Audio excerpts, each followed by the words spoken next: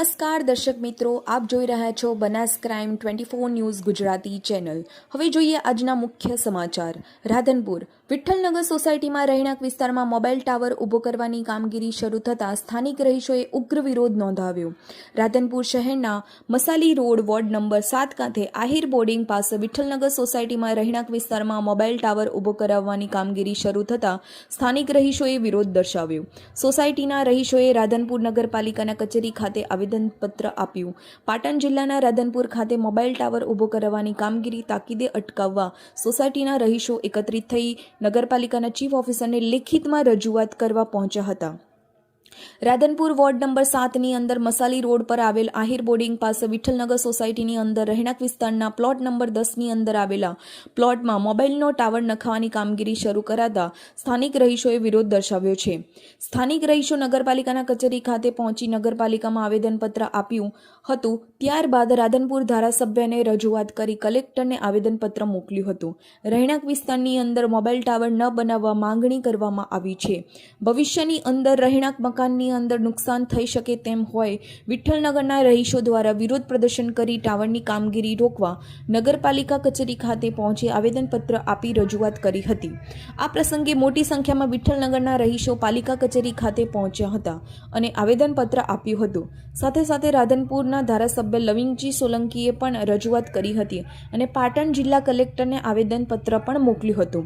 Mobile tower બનવાથી રહેણાંક વિસ્તારની અંદર રેડિયેશનની લઈને નુકસાન થઈ શકે તેમ હોય જેને લઈને સોસાયટીના રહીશોમાં ટાવર બનાવતી એજન્સી સામે ભારે રોષ જોવા મળ્યો હતો। તાત્કાલિક ધોરણે વિઠ્ઠલનગર સોસાયટી રહેણાંક વિસ્તારમાં મોબાઈલ ટાવર ઊભો કરાવવાની કામગીરી શરૂ થતાં ખોદાયેલો ખાડો ભરી નાખવામાં આવે અને અન્ય જગ્યાએ લોકોને નડતરરૂપ ન થાય, રહેણાંક વિસ્તાર ના હોય તેવા વિસ્તારની અંદર ટાવર બનાવવા રહીશોની માંગ ઉઠવા પામી છે।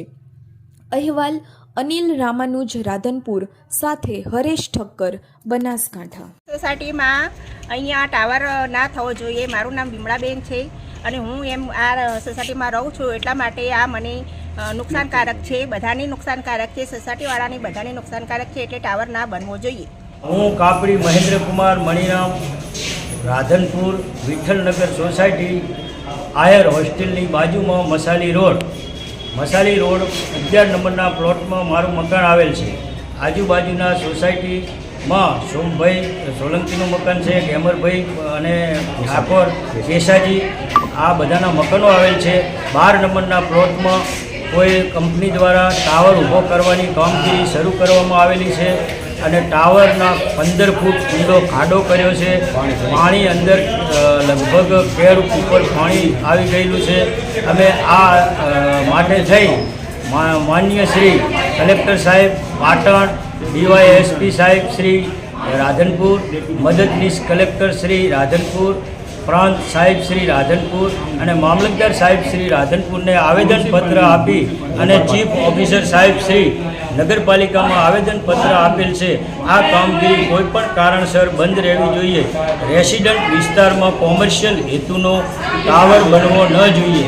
એના માટે થઈ અમે અત્રે વધે કચેરીમાં આવેદનપત્ર આપેલ છે સોસાયટીના તમામ માણસોએ। મારી સોસાયટીનું નામ વિઠ્ઠલનગર સોસાયટી છે અને આ એક ટાવર ઊભો કરે છે। હું રેખાબેન અને બધા સોસાયટીવાળા બધાને અપીલ કરાવું છું કે આ ટાવર બંધ કરાવો, બહુ નુકસાન થાય છે, નાના બાળકો, આ તરંગો બધું આવે છે, તો આ બધું બંધ કરાવો, તાત્કાલિક બંધ કરાવો, એ બધાની અમારી સોસાયટીવાળાની અપીલ છે, નમ્ર વિનંતી। કેસાજી સુદાજી ઠાકોર, વિઠ્ઠલનગર, અહીંયા કને ટાવર બનાવવામાં આવે છે।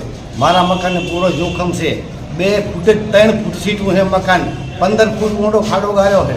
મારું મકાન પડી જાય એમ છે। આની જવાબદારી કોણ લેશે?